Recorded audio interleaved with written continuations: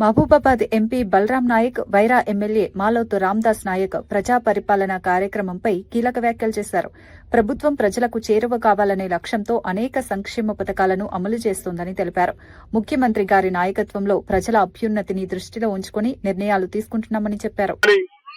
అన్ని విషయాలలో bus free గాని, కరెంట్ గాని, ఇవాళ వేదికపై ఉన్న మంత్రివర్యులు దశాల విధంగా ఇంద్రమ్మ ఇల్లు ఇవ్వబడుతుంది. ఏనాడైనా ఇంద్రమ్మ ఇల్లు మేము ఇస్తామని బీఆర్ఎస్ గవర్నమెంట్, టీఆర్ఎస్ గవర్నమెంట్ అంతకుముందు చెప్పింది. ఏదైనా ఏ నియోజకవర్గమైనా ఒక ఇళ్ళైనా కట్టించారా? ఏదో ఒక కాలనీ ఇచ్చేసి చెప్పేశారు.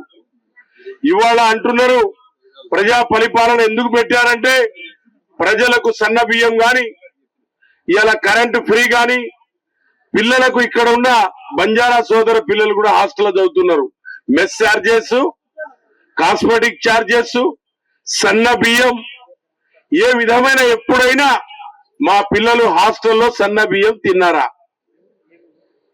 ఎవరైనా కానీ బడుగు బలైన వర్గాల పిల్లలు ప్రతి ఒక్కరు ఎప్పుడైనా సన్న బియ్యం తిన్నారా? హీట్ వాటర్ తోని స్నానం చేశారా? లేకపోతే వాళ్ళకి డ్రెస్సులు గాని, యూనిఫామ్ గాని, షూస్ గాని ఏ గవర్నమెంట్ అయినా ఇంతకు ముందు ఇచ్చిందా? కాబట్టి ప్రజా పరిపాలనలో ఇవన్నీ కూడా సదుపాయాలు ఉన్నప్పటికీ ఇంకా ఏది చేయాలి, ప్రజలకు ఏది బాగుండాలని ఆలోచిస్తున్న కేబినెట్ లో. కాబట్టి దయచేసి ఇవాళ చీరల విషయంలో గాని, కుట్టు మిషన్లో గాని ప్రజలకు అందాలని, డైరెక్ట్ గా ప్రజలకే అందాలని ఇంద్రమ్మ ఇళ్లు ప్రతి ఒక్కటి దశాల వరగా అందిస్తున్న మన రెవెన్యూ మినిస్టర్ గారు, హౌసింగ్ మినిస్టర్ గారు పొంగులేటి శ్రీనివాసరెడ్డి గారు, పెద్దలు పూజ్యులు వారు ప్రతి ఒక్కరికి కేబినెట్ లో కూడా మాట్లాడి, గౌరవనీయ ముఖ్యమంత్రి గారు రేవంత్ రెడ్డి గారు ఇవన్నీ దశాల వారిగా వస్తున్నారు.